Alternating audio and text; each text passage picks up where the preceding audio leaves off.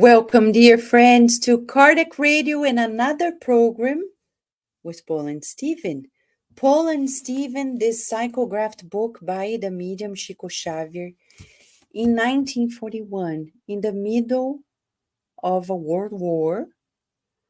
There is Chico Xavier faithfully working physically in his profession, spiritually, psychographing this book and much more. The book in itself is a lesson for us that in critical times we keep working, we don't stop. We don't recluse ourselves far away from the people afraid of anything. We need to go to the field and work and help. And this is exactly where we are in the book. A book of 20 chapters, 2 parts. The first 10 chapters, it's all about the Saul of Tarsus before finding Jesus in the road to Damascus. Chapter 10 of part 1, on the road to Damascus. Then part 2, in the next 10 chapters, we're going to see 30 hard years of inner transformation and immense works. More than 10,000 miles were walked by Saul of Tarsus on foot, traveling around the world to share these teachings. But was it easy? No, it was not easy. Today, we are exactly where we find Saul of Tarsus and Barnabas at the church of Antioch. As we said last week, this church is exactly the portrait of Christ-conscious groups. Mutual support and trust, solidarity, trusting God, good works, loving their daily works, humble works, and their nightly meetings. But at some point, Barnabas and Saul receive a letter from Peter. Peter is in Jerusalem, south of Antioch. And they say, he says, I need your help. We need all the possible help you can give because the church in Jerusalem is troubled. There was cruel, uninterrupted persecutions, and people were starving. There was epidemics. Peter was requesting all the possible help from Antioch. Question to you, to all of us. This is a lesson. When we see problems, do we ask for help? It takes humility to ask for help. Imagine Peter, who had Jesus in his house, who had people all around, was asking for the help of Saul of Tarsus, a true Christian. We're all equal. They go. Barnabas and Saul arrive and they are greatly surprised. Peter was nowhere to be found. Why? Oh, we know that younger James, brother of John, was sacrificed, was murdered. When Peter went to the authorities to request the body to bury him properly, he was imprisoned. And then old James, with his Pharisaic attachments, he started changing the dynamics of the church. It's completely changed.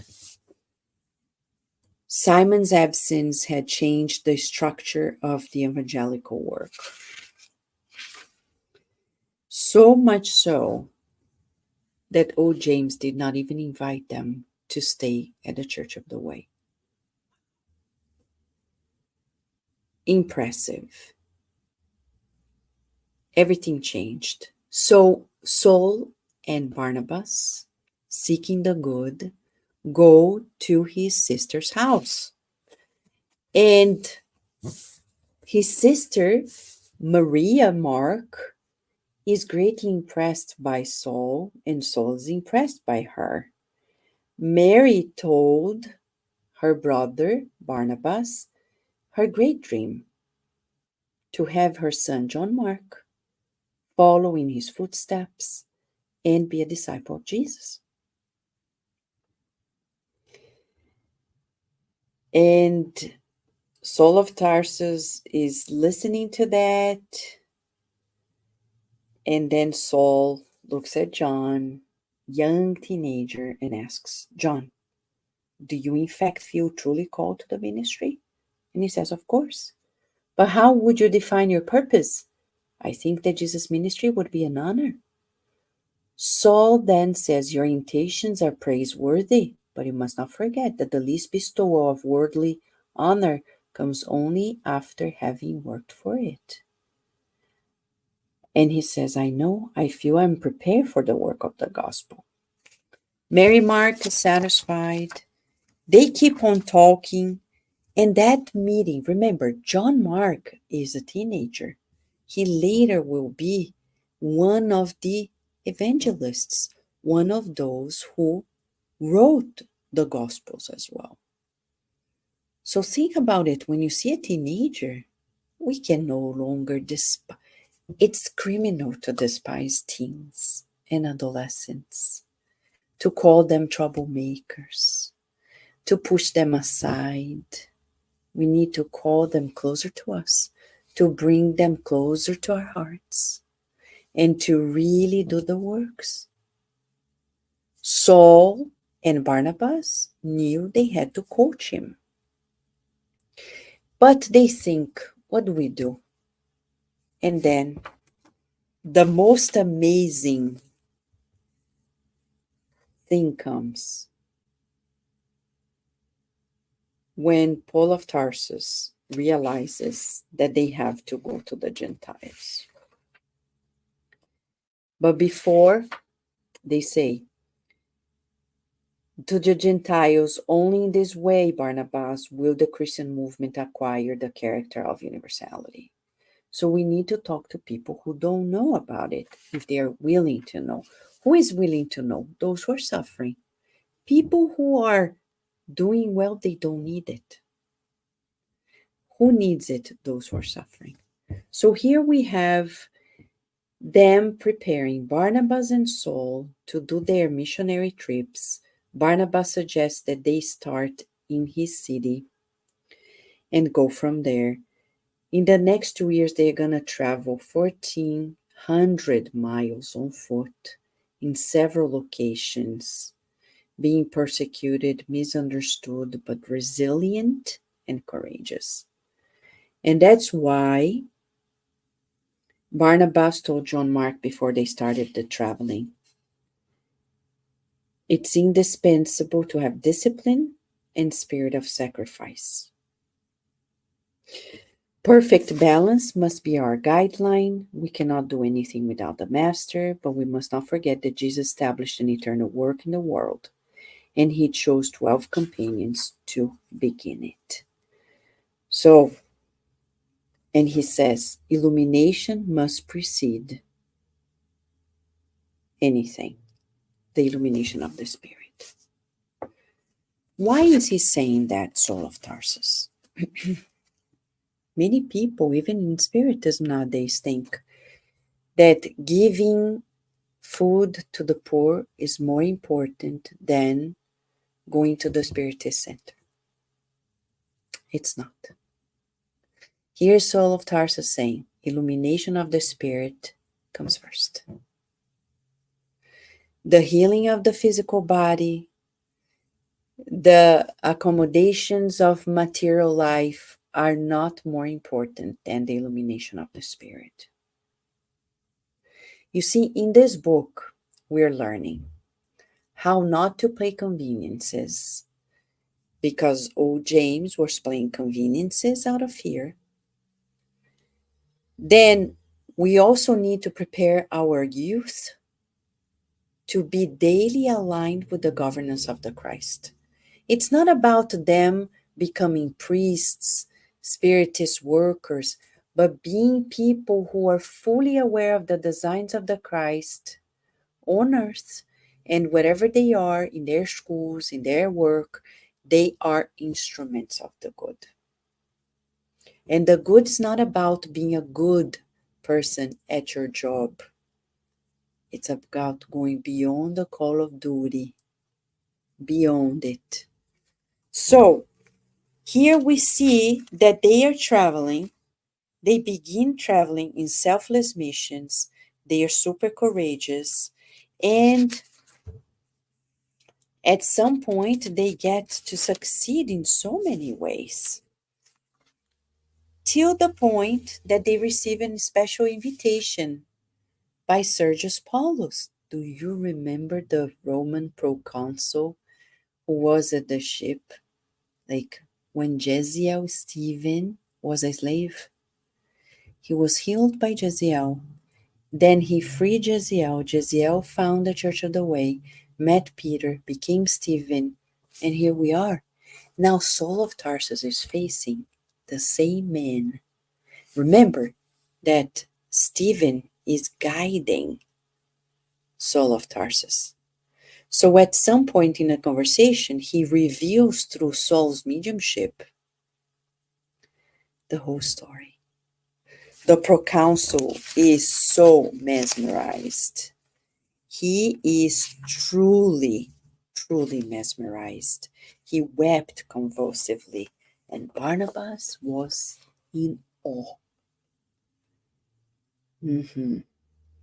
And Sergius Paulus says, yes, all this is pure truth. You have brought me the holy news of a Savior. But then there was a magician next to them, a Jewish magician. The Jewish magician says, that's a lie. These men are liar. And then Saul and him are talking. And at some point, Bar Jesus becomes blind. All these spirit phenomena happening. And then later he regains his sight.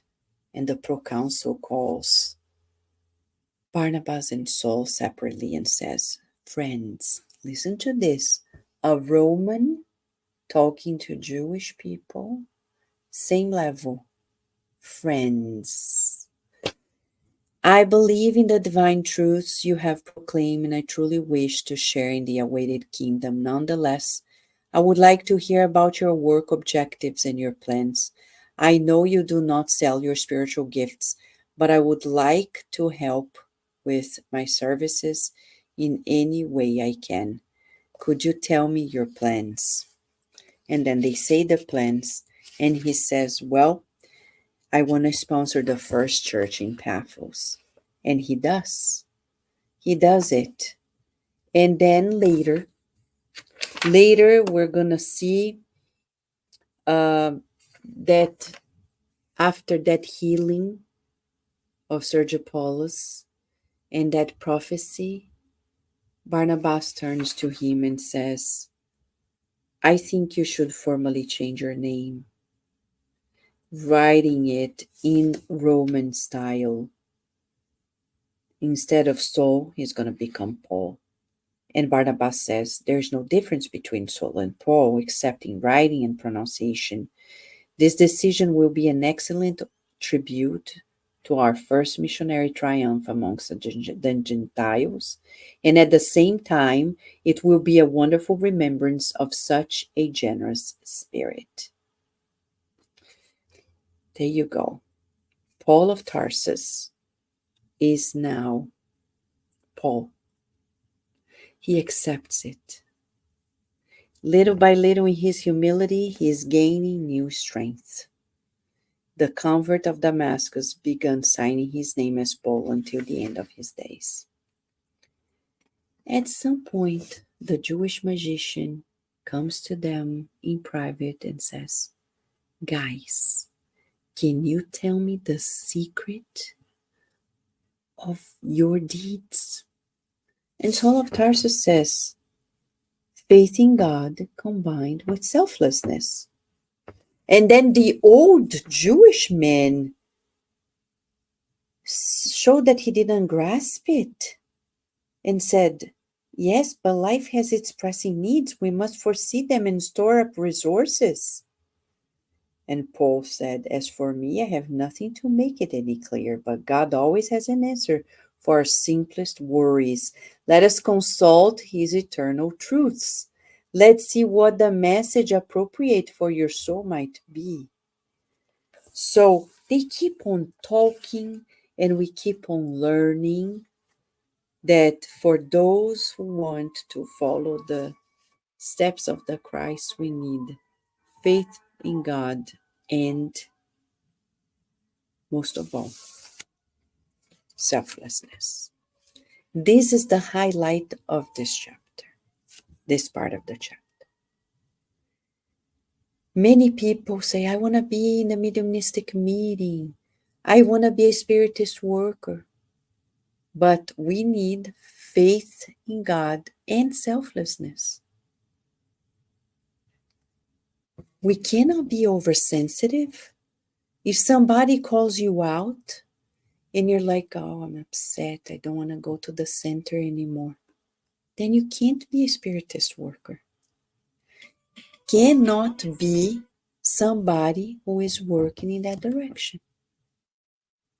So here we are, friends, with this deep meditation at this moment. What is the level of our faith in God? There are levels. Paul of Tarsus' level is very high. He trusts in God so much so that he does not fear the new, the changes, the obstacles. 2, he's no longer concerned about himself. Think about it. You and I have an opportunity here to meditate, and we're going to see that the young John Mark gets tired. He's now like, "Oh no, it's too much work." And these chapters are lessons for spiritist workers, practitioners. Paul of Tarsus turns to young John and said, "John, when we work for someone, we must do it with love. I think we should feel honored in proclaiming Christ to those who do not know him because of the many difficulties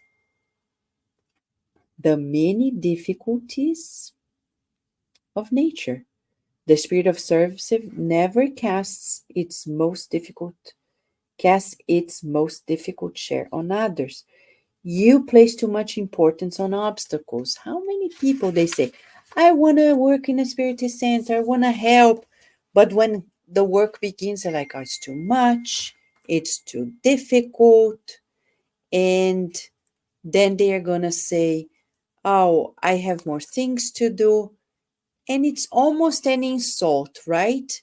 Because then we're going to see that it's as if we who do these works have nothing else to do. We have our professions, we have our families, we have our lives, but we need to make it a priority and to have discipline. And that's what John Mark didn't understand. At some point, he's like, he wants to quit. And Paul will tell him quite clearly,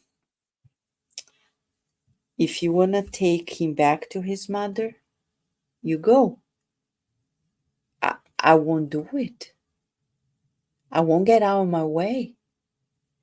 And then Barnabas says, "But we are friends." He said, "Yes, but often in the world, friendship in the world does not match friendship with God." How many lessons we're learning today.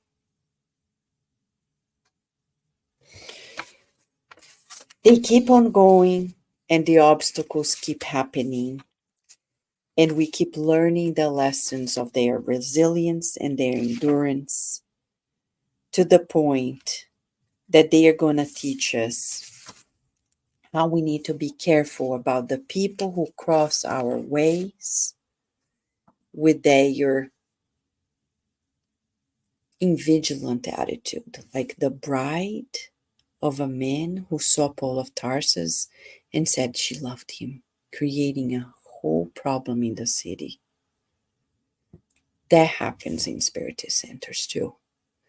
People who enter the Spiritist center with other intention, instead of feeling like I'm here to help or to be helped, they go there to find a partner. And sometimes that person is not available. Paul of Tarsus is not available. She was surrounded by obsessors who wanted to destroy the good works of Paul and Barnabas. And that is a reality. People are very naive, not understanding the strategies of evil, who work in their 10,000 ways to create obstacles for the works in the good. Let us stay vigilant and resume in a few lessons. Number 1, Christians don't play conveniences. 2, we focus on preparing the youth for their Christ-conscious life.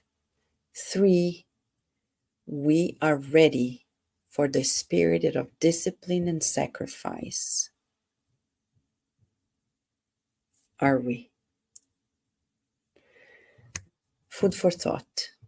Today we're going to stop here. Next week we'll start chapter 5. It's about the battles around the gospel. Yes, it wasn't easy, but we're very happy to know of these lessons, because knowing of them, we can empower ourselves as a person and as a team player in our Spiritist communities. If you have any question or comment, feel free to write to us at cardiacradio@gmail.com. We wish you many blessings, and until next time, thank you, friends.